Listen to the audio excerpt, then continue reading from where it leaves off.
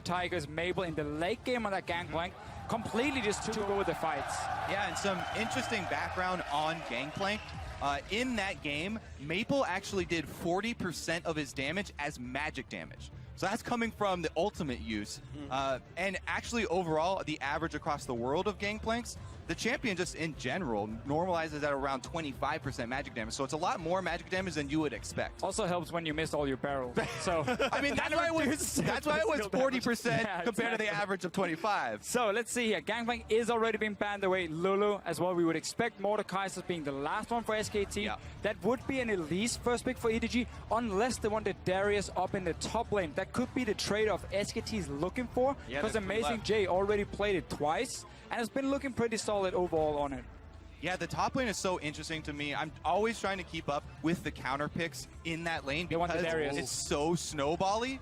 But generally, yes, Gnar is really safe into a lot of the new power picks like Darius and Fiora. However, Gnar gets countered by Yasuo. So it's this kind of circle where you can't pick Gnar early and you have to wait to see and hope for that counter pick in the top lane. So, in case they do take a Kalista here, I just want to talk a little bit about why.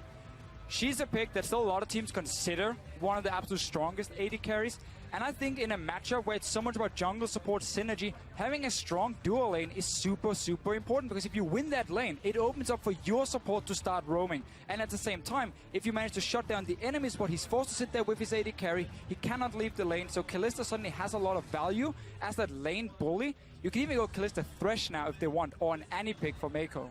Meanwhile, SKT not giving away anything with their first two picks here. They want to save counter picks for solo lanes as far down in the draft as they possibly can. Rek'Sai, all around great champion, works into any sort of composition that they could possibly run. That does leave the Elise you mentioned for Clear Love.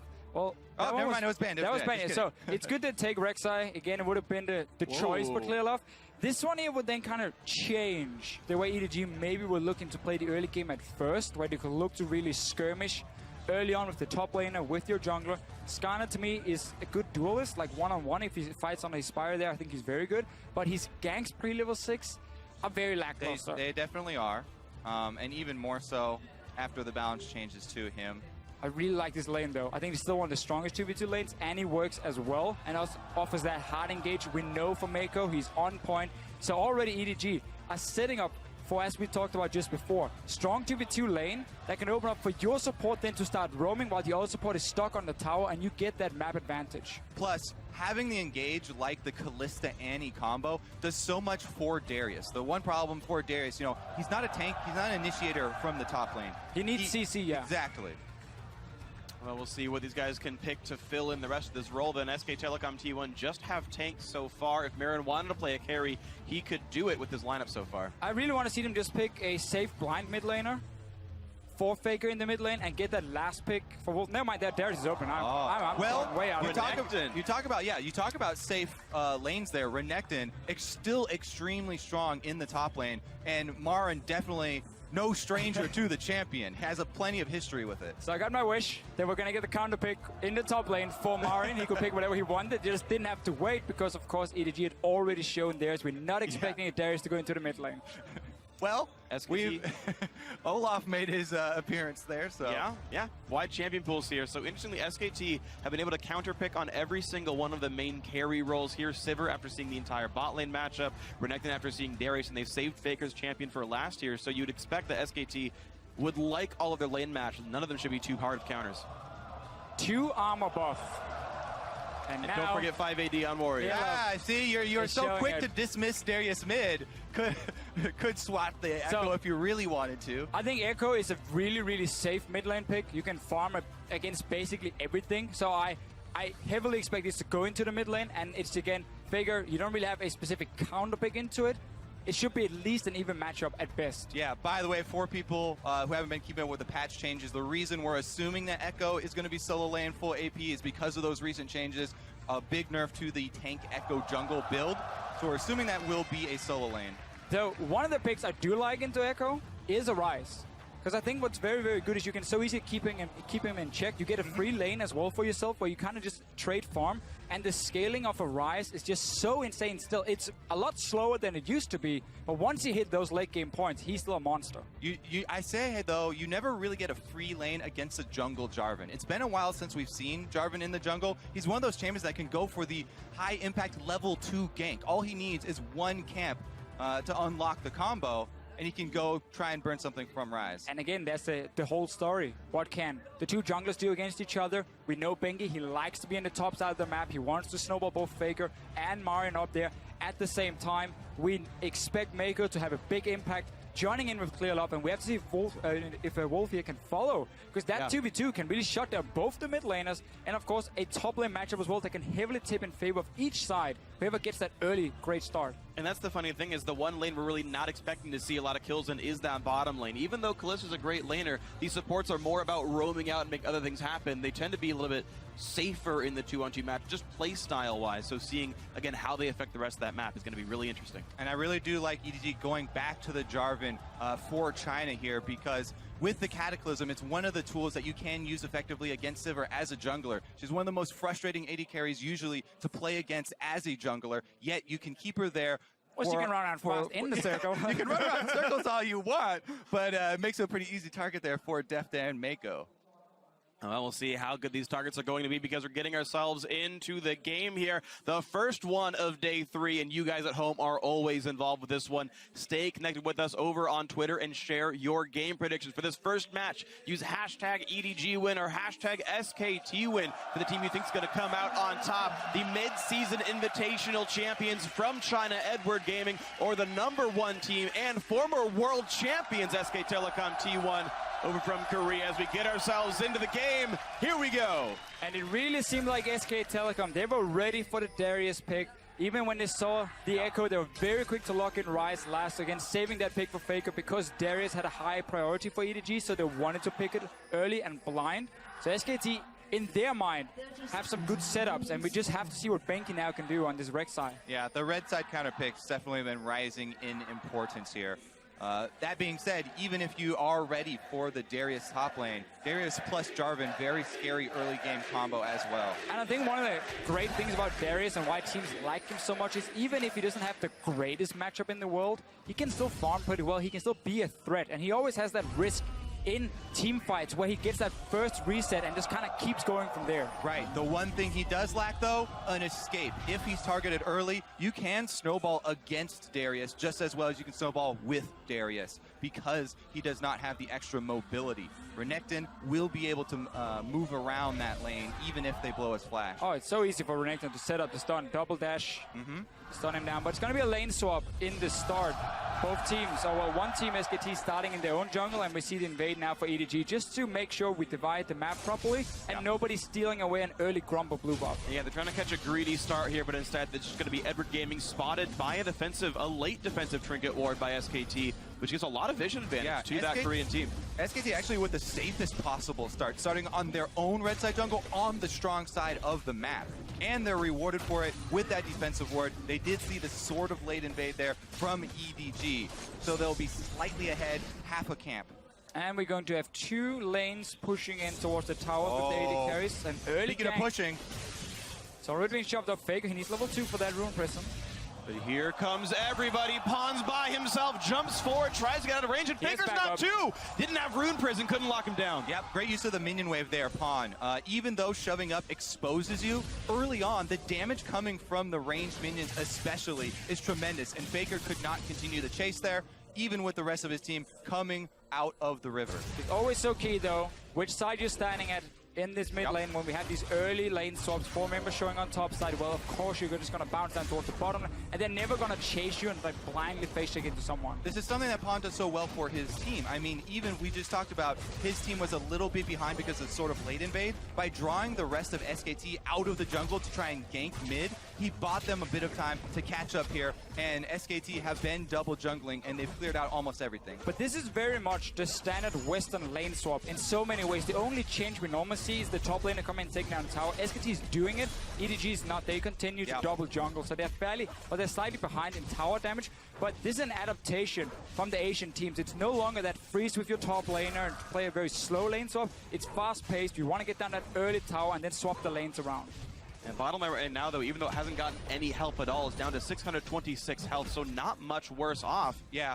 Mako making good use of the Spell Thief's early buy there. Let's see if they transition into the Dragon. They've started it already.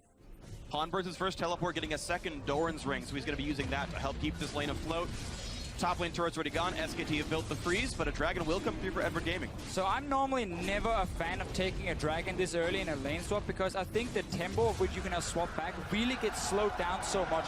Your tower is not dead yet, so by the time Amazing J catches a lane, it's either going to be slow pushing towards SKT on the top side where Marin is sitting, or he's going to have to walk down bot lane where he's going to be met by two guys, Bang and Wolf, instantly, and he won't be able to pick up any farm, so he sacrificed experience on getting an early Dragon for the team. Yeah, that's a good point. Most definitely Marin has got the push going towards him right now, so he's going to leave it right there.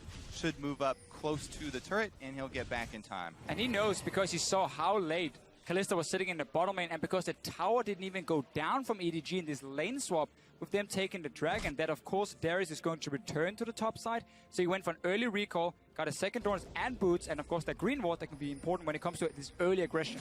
That being said, you can see EDG is thinking behind taking the early Dragon. This composition that they're running does rely on drawing SKT out. They don't have a lot of siege potential, so the early Dragon stacking is one of the key points they wanted to hit early. I do want to bring up one point about this 2-on-2 matchup down here, though. Even though Bang did get some turret gold, the average blade is in here. Deft has 6 extra attack damage from the Dragon itself, so he's actually got much better actual just damage output in an eventual trade in this fight. And also, he's a Blade of the Ruined King AD carry, so for him having 800 gold is perfectly fine. You just get some lifesteal. For a BF Sword AD carry, on the other hand, it is really, really annoying. You cannot get a pickaxe, you have to go for average blade, so Bang is really weak at this point, and it's one of the reasons teams prefer Kalista above these Infinity Edge AD carries, because earlier you can be more proactive. You can force place a little bit more with these early items where you don't need the 1550 gold before you go back. Because SKT or EDG actually didn't take that turret in the bottom side though, there is the turret there for SKT to rely on, and Bang and Wolf have been controlling this wave, keeping Deft and Mako under the turret for a decently long time, and they've got a lot of wards in the red side jungle of EDG. We need to see Bengi though pay a visit to this top lane. Darius, he has his flash ready, but at least blow that one, because the lane is such a tricky spot for him. If you notice up here, there's no tower behind him. There's no real way of escaping a double dash stun from Marin. It's a very easy gank, and you just, of course, gotta look for that counter gank from the Jarvan. Yeah, and you just have to be very tricky with your gank path as Rek'Sai. Rek'Sai is so flexible. She can tunnel over the back of the Baron Pit, try and walk around the Scuttle Crab, sneak on through it, and squeeze through there to work your way around the wards. Bengi here is going to go straight through the jungle. The pink. Oh, barely. Very important though, you can see how EDG has been focusing vision on the top side. Rift Scuttler, a pink ward in the river to try and protect Amazing J. It's an easy target. It's very obvious for them what's going to happen. So 3 ways of basically spotting Bengi. Works out for them for now. And yeah, Bengi has to go back into his jungle. All right, he got one deep board though. He'll track when Pawn goes for his own blue buff about a minute and a half from now. Meanwhile, though, it didn't, I believe, track clearly. Was already down to the bot side. Wolf gonna face check and be okay with this one. Looks like no turret dive will happen. This turret was already very low. Bang was already gone. Eventually, the turret is picked up, and Edward Gaming, in the grand scheme of things, equalizes the turrets and still has first Dragon. It is so key for them that this 2v2 lane can do well. The item advantage they're going to get with the early backs from the AD carries. They get down the tower. Fight in mid lane. Bengi coming in. Not going to be a hit on a Pawn, though. Already burned his flash to get away. His teleport's right about back up, so he's going to be okay. But I want to point out the fact that SK Telecom are up 900 gold already because his top lane matchup, this Marin Renekton counterpick into Darius, is making Amazing J's life miserable. It will get a little bit better because there's a cannon minion double wave right there, but you're right, it's still going to be a significant advantage. And this is what we talked about with taking this early Dragon. Instead, you could have Amazing J sitting in the bottom lane when the tower goes down, so he gets the gold for it, and the wave bouncing back comes to him, so he picks up experience. But no, they move him in towards the Dragon, takes and then force himself to go top lane in a wave pushing away from him. It all depends on how much you're willing to pay for the early dragon stacking, though, because it is a lot for now. Yeah, it is important to them. Well, that's what they've paid so far. They've paid about 1,000 gold for that dragon. Even in the old days, that wouldn't even be an equal trade of gold anymore. We're, of course, past the gold value dragons anyway, but Bengi on towards the blue buff himself. Faker, by the way, has already won his mid lane. He's up 12 CS and is about to be gunning into blue buff as Bengi takes a bit more damage than he'd like, but do the best he can. Faker, classic mid laner. He gets some more CF where he even walks over. I mean, really greedy. Mid laners, yeah, you can wait at the blue buff. I don't care. You can take a bit of damage. That's definitely triggered me right now. Like, are you tilted, Kobe? If the mid laner doesn't come over by the time you get the blue buff down, then it's fair game to take it.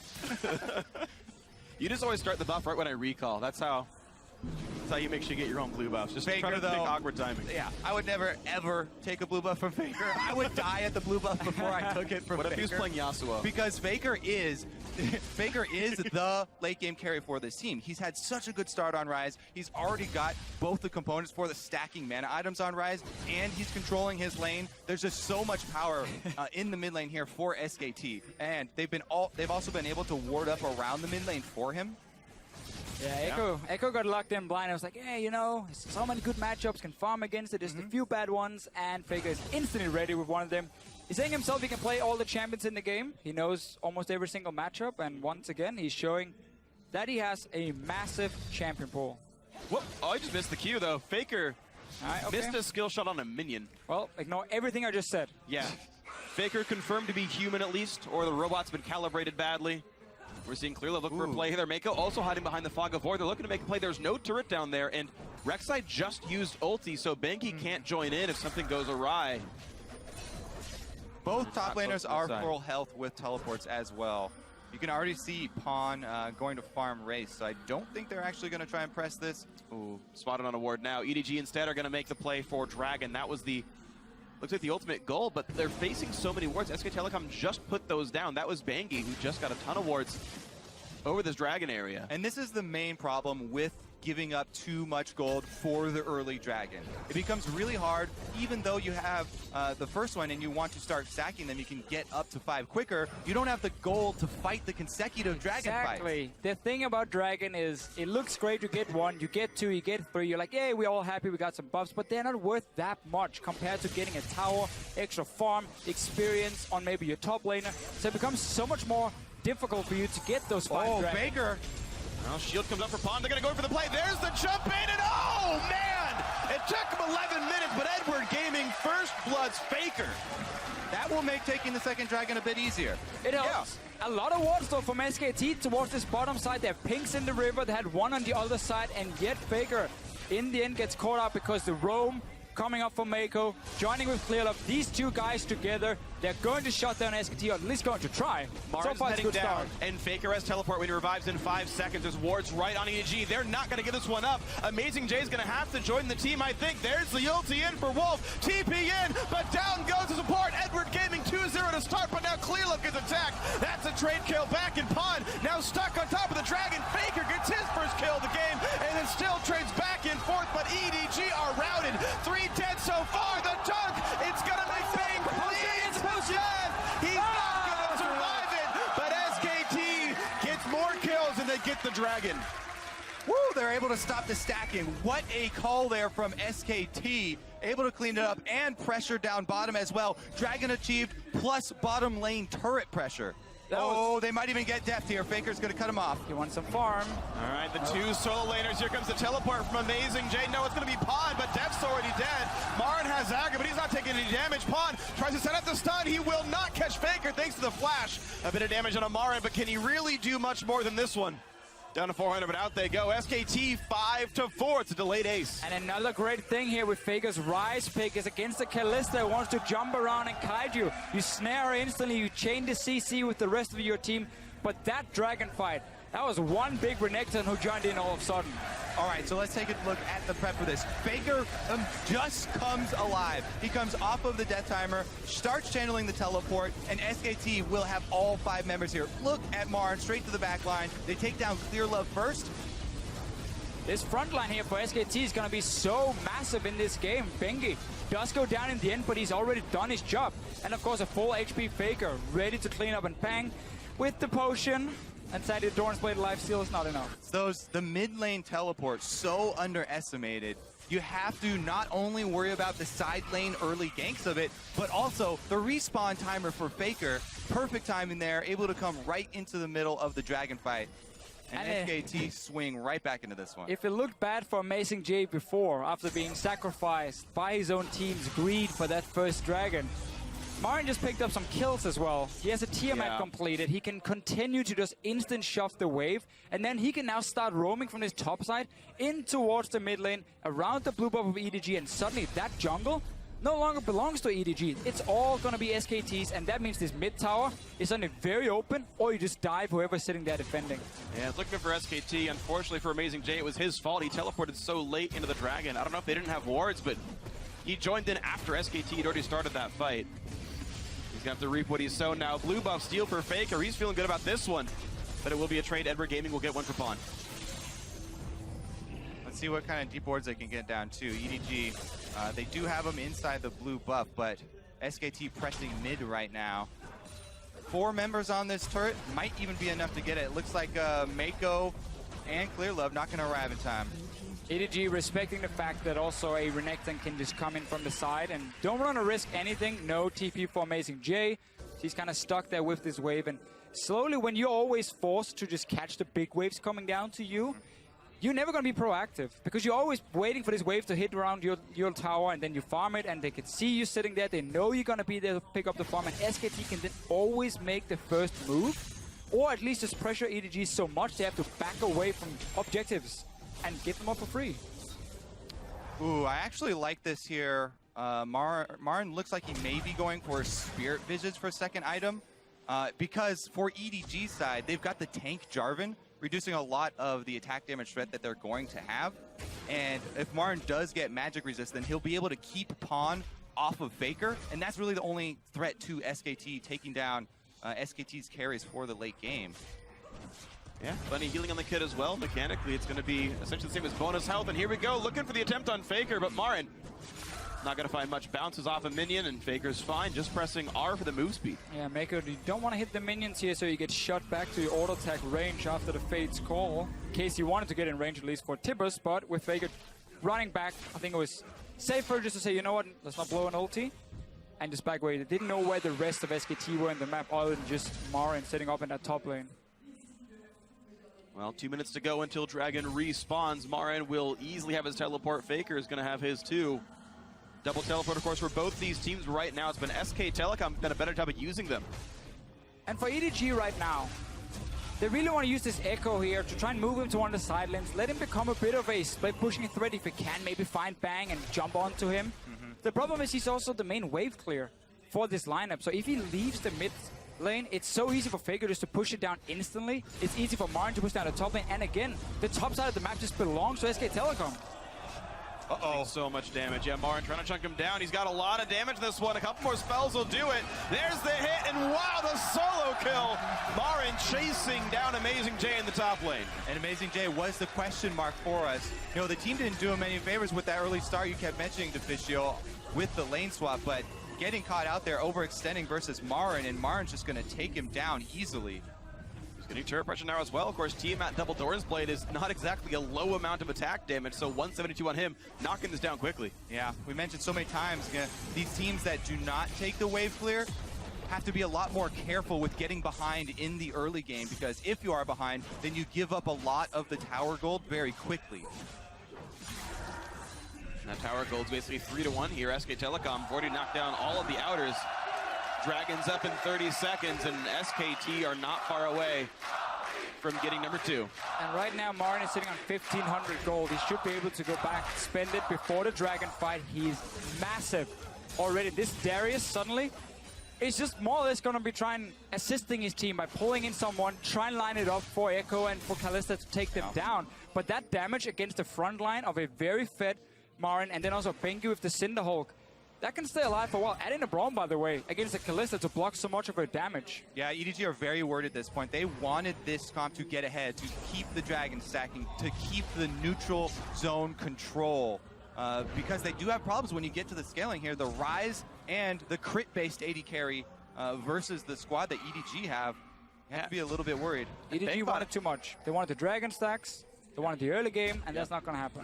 And Bang was even allowed to play greedy. He bought Avarice Blade first items, been stacking it still throughout the entire game. It's given him 550 gold so far in that one, so just a lot being stacked up here. Faker, both mana items are basically done here. Tier's got to be close to fully stacked. Seraph's Embrace like to be the next combine there from that needlessly large rod, and with Dragon up, SKT already leading by almost 5,000 gold, and Edward Gaming going to try to defend, but that seems unlikely. Yeah, you can even wait for Marin just to poke Amazing J a bit more. We see it, he constantly goes in, he can just sustain back with his Hydra, and suddenly now, if a fight breaks out, it's a 50% HP Amazing J coming in with just a Black Cleaver. That's 1 or 2 hits and he's down. Yep, Marin with his original top lane bully, Renekton, bringing back the old flavor. We wondered if the teams were going to show anything. SKT on the red side here really showed some very, very smart picks, and maybe EDG getting punished for showing Darius so early in the draft, really putting a lot of priority for Amazing J on it. He's played it every single game here at Worlds, but it allowed SKT to suddenly not have to blind pick a safe mid laner, but get a counter pick for Faker and a counter pick for Marin. It all worked well. Every single person been able to do just fine from SK Telecom T1. Whoa. This is actually a risky invade here because Bengi doesn't quite have Faker close enough. Yeah. It was just looking to bluff him off of that red buff. Yeah. All is well, all is well. Def gets the red buff himself. He's got Blade of the Ruin King done already. Level 11, but no Hurricane in, so that second item really quite important for Kalista in the real team fights here.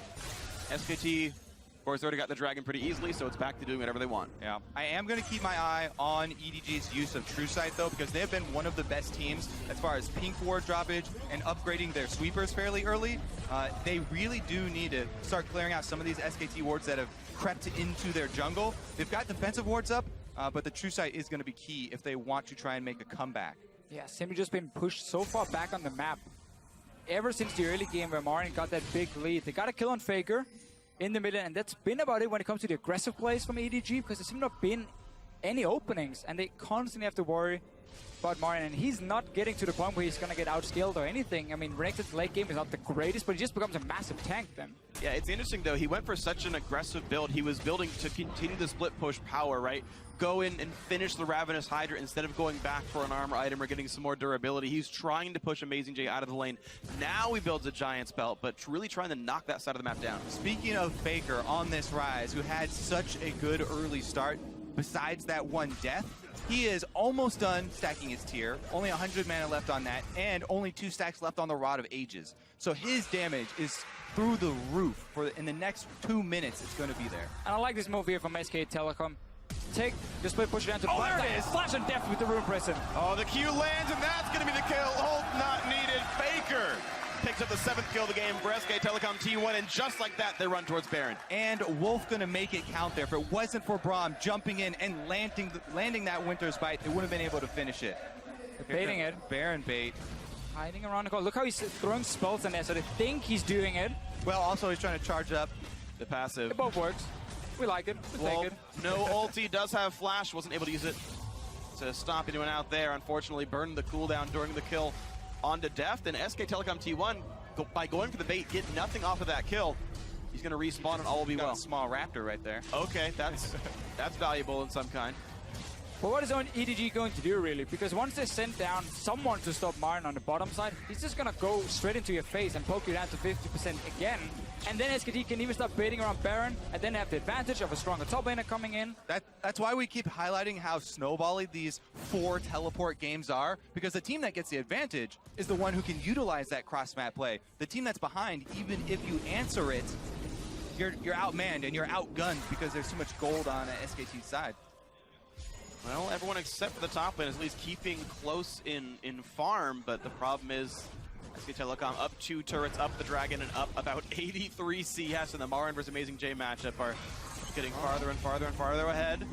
Han has yet to find any meaningful stuns with the W, but here comes the teleport flank coming in. It's going to be a home guard of Renekton. They cancel the call. Faker didn't want to use his teleport as well, apparently. So they are going to let them retreat to the turret. So that does buy a little bit of time now for EDG, because it is Marin that is so insanely strong. He's the guy you want to have on the bottom side of the map split pushing, where even if he does get ganked by 2 or 3 guys, he can often escape with double dash, and you can then go for Baron.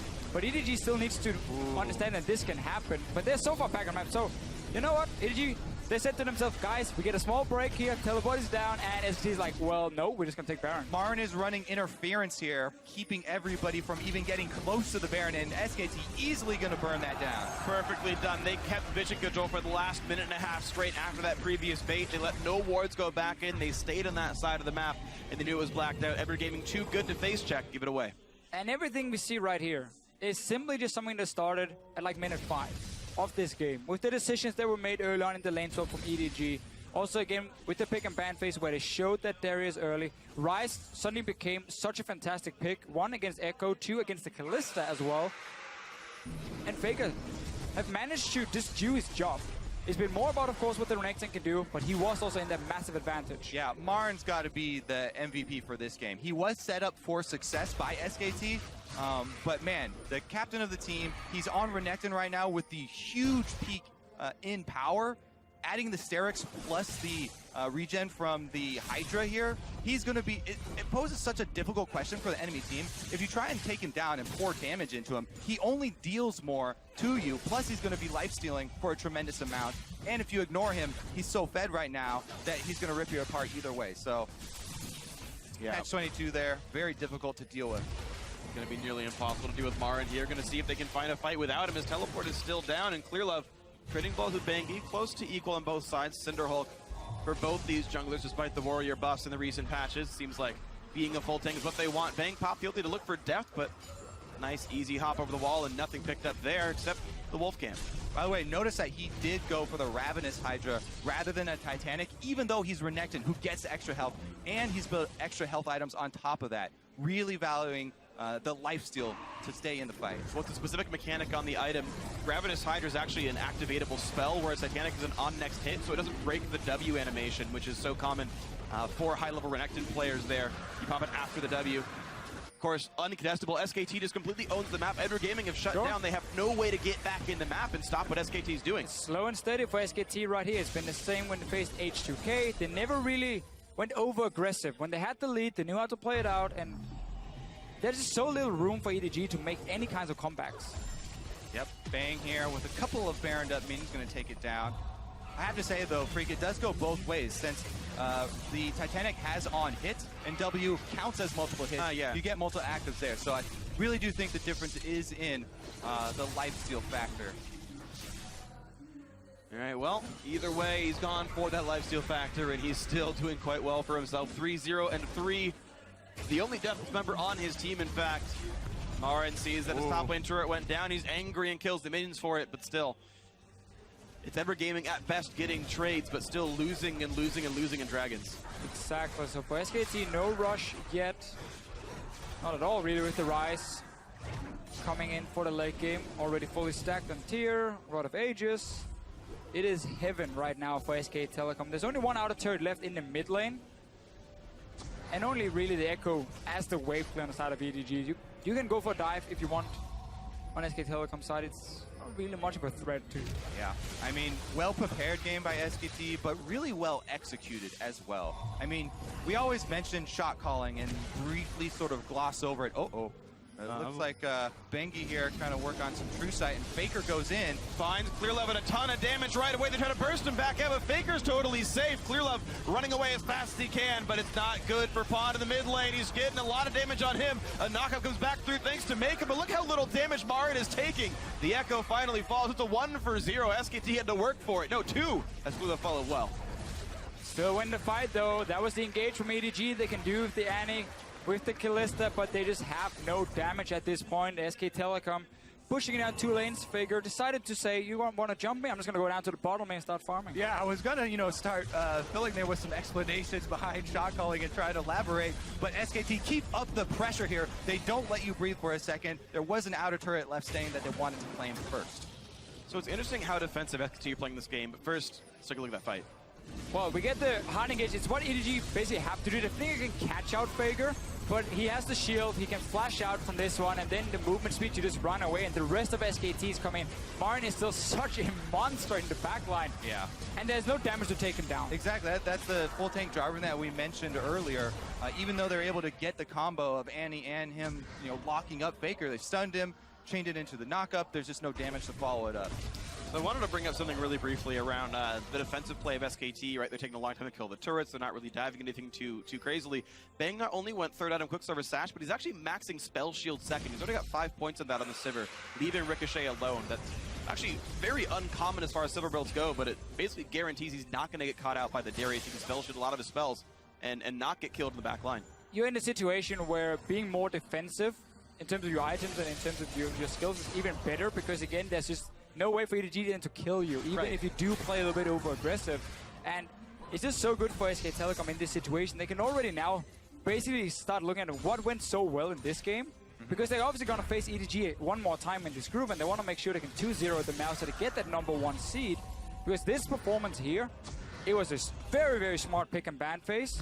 And I think EDG made some clear mistakes. We've highlighted them a few times. We're showing picks early, and then this early dragon is just the wrong call. You can never do it. Yeah, it's that dragon call that we just have to keep revisiting, because that was the breaking point there. They were a little lackadaisical getting down to the dragon after killing Faker, and opening up the option there to keep the chain going. But that's, again, why we praise the good shot calling so often. It's because it's the ability to quickly assess the game state and make a choice based on the probability of success of the play, weighted by the net gain that you'll get from that play. At Season 4 Worlds, Samson White came in as a team that had, so many different things they put in. They tried to change the meta. It was for the better. They had so many smart calls. One of the things they did so well was value experience over buffs or gold or whatever in lane swaps in the early game. So by taking early dragon, it might look fancy on paper. Hey, we got some more AD, some AP coming in. But when you're falling behind in experience, it just starts a small effect where suddenly you fall further and further behind. It becomes harder and harder for you to do anything. SK Telecom, of course, knowing that, just executed really, really well, and then use this Renekton to just constantly go aggressive. Yeah, you always have to keep that opportunity cost in mind. That's why a lot of North American teams as well have been deprioritizing rushing for the early dragons. Oh, close one there. Amazing J nearly pulls in Bangi. He didn't have a lot of support near him. It would have been a bit of an effort, but here comes the push back in. Mako in the front lines will get pulled back, but now Pon is alone in front of the enemy team. He's going to ult to run away. Marin still tanking up in the front line. Amazing J now the sole tank in this one, and it's a little bit of knockouts coming through. Faker not getting attacked. Big shields, but he's going to go down. Deft is still alive in the background, and Bangi's going to be next, but there's still damage coming through from Marin. Pon will drop down, and it's a 2-for-1. The chase can continue. Marin's not far. He smells blood. Yeah, he's got no flash, though, and chasing a Callista, very frustrating. There's Doesn't a minion wave coming. EE into Q. Summon he'll use for the movement speed.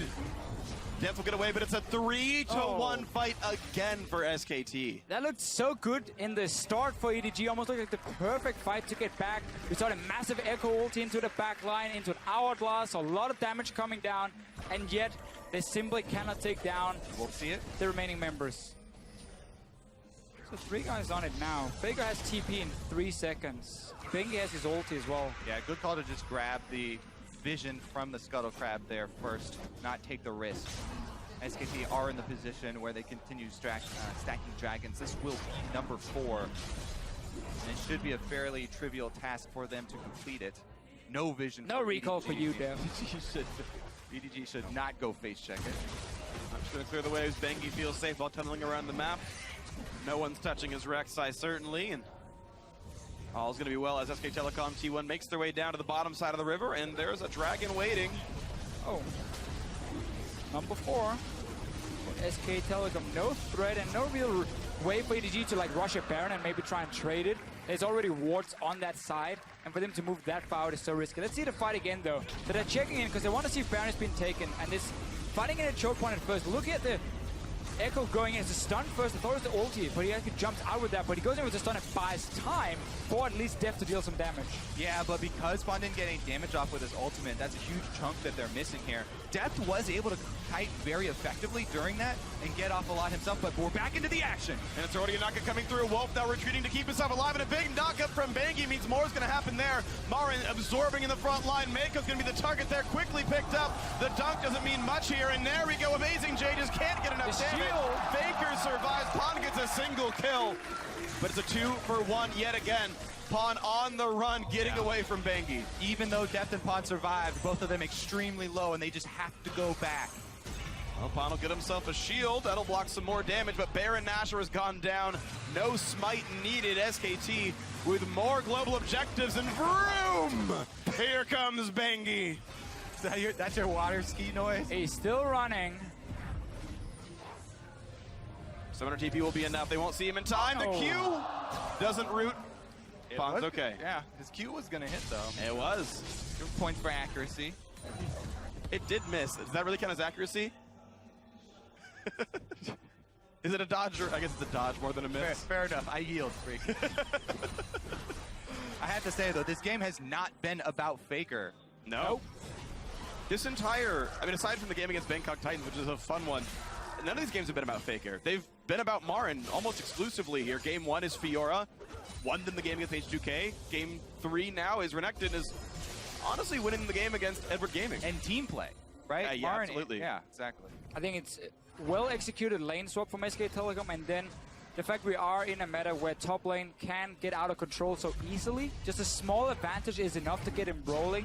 And when he has this pick with the Renekton, who can always jump on a low mobility Darius, it's so easy for him to just push the advantage over and over. And Sivir buffing them up, they're going in. And here they go. Dev's going to get cleansed, but it's not going to be nearly enough. Baker picks up the kill. Mako's next easily. And there's really not much that Amazing J's going to do on this one. Pawn pops Yuldi for a bit of damage. Sonya's to buy some time. But who even cares anymore? SK Telecom T1 barely take any damage as they ace Edward Gaming. It's just a formality now for the Nexus. That's going to do it. 3-0 start to the World Championship. SKT undaunted take down Edward Gaming. We had one big team fight where it looked like EDG maybe could come back.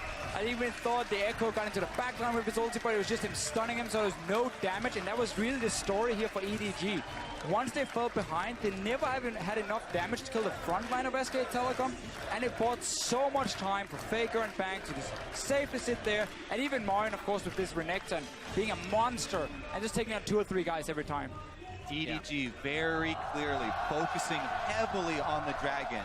As you mentioned, giving up a lot for it in the lane swap, and then after the kill on Faker, rushing over to it even though Faker had his teleport up and the death timer so short in that period of the game. Yeah. SKT were able to swing it back in that moment. There was basically 2 Dragon Calls. Level 1 or level 2 in the lane swap, and then the one you mentioned, but we saw both teams go for the western lane swap in the start with fast pushing the lanes, you know, divide the map, double jungle,